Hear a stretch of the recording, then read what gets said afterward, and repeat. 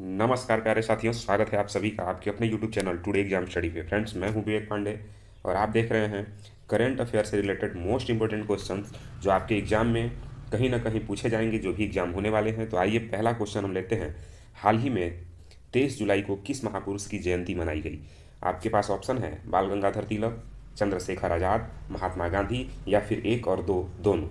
तो यहाँ पे जो सही आंसर होगा वो होगा ऑप्शन नंबर 4 यानी एक और दो दोनों। बाल गंगाधर तिलक और चंद्रशेखर आज़ाद दोनों की जयंती 23 जुलाई को मनाई जाती है। आप सभी जानते हैं कि जो बाल गंगाधर तिलक का जो जन्म हुआ था वो 23 जुलाई 1956 को महाराष्ट्र में हुआ था। अच्छा, इनसे रिलेटेड एक और चीज़ जान लीजिए कि बाल गंगाधर तिलक की दो महत्वपूर्ण पत्रिकाएं निकलती थी।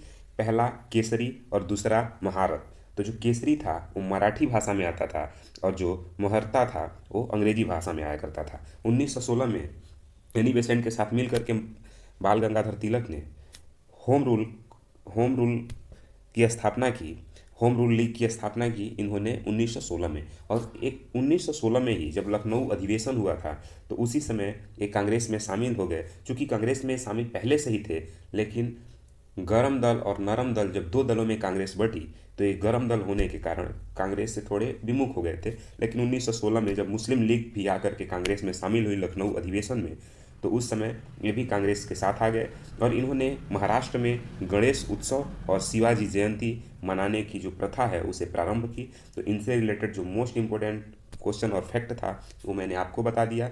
चलिए, आप इसे नोट भी करते जाइएगा अपने नोटबुक में। आगे देखते हैं चंद्रशेखर आज़ाद, जिनकी जयंती भी 23 को मनाई जाती है, यानी 9 अगस्त 1925 को, सॉरी, 23 जुलाई 1906 को इनका जन्म हुआ। और हिंदुस्तान सोशलिस्ट रिपब्लिकन एसोसिएशन का इन्होंने गठन किया। तो चलिए, इनसे कुछ फैक्ट थे जो हम आपको बताए। आइए नेक्स्ट क्वेश्चन को हम देखते हैं। दूसरा जो क्वेश्चन है वह है राष्ट्रीय प्रसारण दिवस कब मनाया जाता है? राष्ट्रीय प्रसारण दिवस कब मनाया जाता है? तो आपका जो सही आंसर है वह है 23 जुलाई। 23 जुलाई को राष्ट्रीय प्रसारण दिवस मनाया जाता है। आपने देखा कि जो सूचना प्रसारण मंत्री अनुराग सिंह ठाकुर हैं, उन्होंने राष्ट्रीय प्रसारण दिवस पे वहाँ पे सभा को संबोधित करते हुए उन्होंने कहा कि 284 शहरों में 808 चैनलों की ई नीलामी हम करेंगे। अनुराग सिंह ठाकुर ने कहा सभा को संबोधित करते हुए कि 284 जो शहर हैं उनमें 808 चैनलों की हम ई नीलामी करेंगे। आइए अब हम थोड़ा सा अंतर्राष्ट्रीय प्रसारण दिवस के बारे में जानते हैं। वर्ष 1927 में इसी दिन बॉम्बे स्टेशन, जो एक निजी कंपनी इंडियन ब्रॉडकास्टिंग कंपनी के तहत पहला प्रसारण हुआ था। 1927 में मुंबई, जो अभी मुंबई है जिसे बॉम्बे कहते थे, इंडियन ब्रॉडकास्टिंग कंपनी के तहत पहला प्रसारण हुआ था। और 8 जून 1936 को इंडियन स्टेट ब्रॉडकास्टिंग सेवा को ऑल इंडिया रेडियो नाम दिया गया। और अगस्त 1937 में इसे केंद्रीय समाचार संगठन अस्तित्व में आया। फिर आगे आप देखेंगे कि इसके दो भाग होते हैं, एक एक समाचार सेवा प्रभाग होता है और एक विदेश सेवा प्रभाग होता है। लेकिन 1956 में लोक प्रसारण को आकाशवाणी नाम दिया गया। आपसे पूछा जाए कि लोक प्रसारण को आकाशवाणी नाम कब दिया गया, तो 1956 को। और लोकप्रिय फिल्म संगीत के विख्यात विविध भारती सेवा की शुरुआत 1957 में हुई। जो विविध भारती सेवा है उसकी शुरुआत होती है 1957 में। ओवरऑल आप 2-3 पॉइंट यहाँ से नोट करिएगा। पहला, वर्ष 1927 में बॉम्बे स्टेशन, जो अभी वर्तमान में बॉम्बे है, वहाँ पे इंडियन ब्रॉडकास्टिंग कंपनी के तहत पहला प्रसारण हुआ था। और 8 जून 1936 को इंडियन स्टेट ब्रॉडकास्टिंग सेवा को ऑल इंडिया रेडियो नाम दिया गया था। और अगस्त 1937 में इसे केंद्रीय समाचार संगठन बनाया गया, जिसके दो भाग हुए, समाचार सेवा प्रभाग जिसे एनएसडी कहते हैं और विदेश सेवा प्रभाग जिसे ईएसडी कहते हैं। 1956 में लोक प्रसारण को आकाशवाणी नाम दिया गया तथा लोकप्रिय फिल्म संगीत के विख्यात विविध भारती की शुरुआत 1957 में हुई। चलिए, आई होप कि आपको समझ आया होगा। नेक्स्ट क्वेश्चन पे चलते हैं। 5वीं हेलीकॉप्टर और लघु विमान शिखर सम्मेलन कहाँ आयोजित अभी हुआ नहीं है, अब होगा। 5वां हेलीकॉप्टर और लघु विमान शिखर सम्मेलन जो है वो कहाँ आयोजित होगा? तो आपको आपका जो राइट आंसर यहाँ पे है वह है मध्य प्रदेश। मध्य प्रदेश में आयोजित होगा। आप सभी जानते हैं कि जो 5वां हेलीकॉप्टर और लघु विमान शिखर सम्मेलन है वो 25 जुलाई 2023 को मध्य प्रदेश के खजुराहो में आयोजित किया जाएगा, जिसमें नागरिक उड्डयन मंत्रालय के मंत्री रहेंगे और मध्य प्रदेश सरकार और पवन हंस लिमिटेड और federation of Indian chambers of commerce and industry द्वारा संयुक्त रूप से इसे आयोजित किया जाएगा।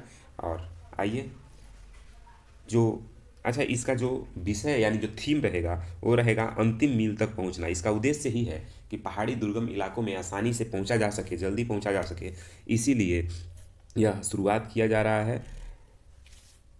आप सभी जानते हैं कि जो विमान उड्डयन मंत्री हैं वो हैं ज्योतिरादित्य सिंधिया जी।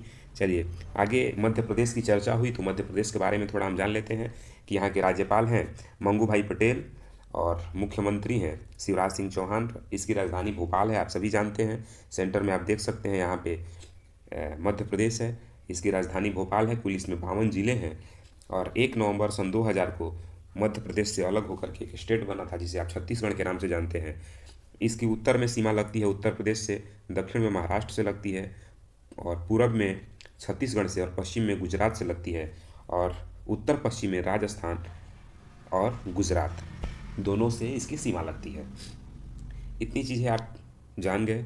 चलिए आगे बढ़ा जाए नेक्स्ट क्वेश्चन पे। इंडियन ओपन बैडमिंटन 2023 में पुरुष युगल का खिताब किसने जीता है? तो राइट जो आंसर है वह है चिराग सात्विक। चिराग और सात्विक की जोड़ी ने कोरिया ओपन बैडमिंटन 2023 का युगल खिताब जीता है।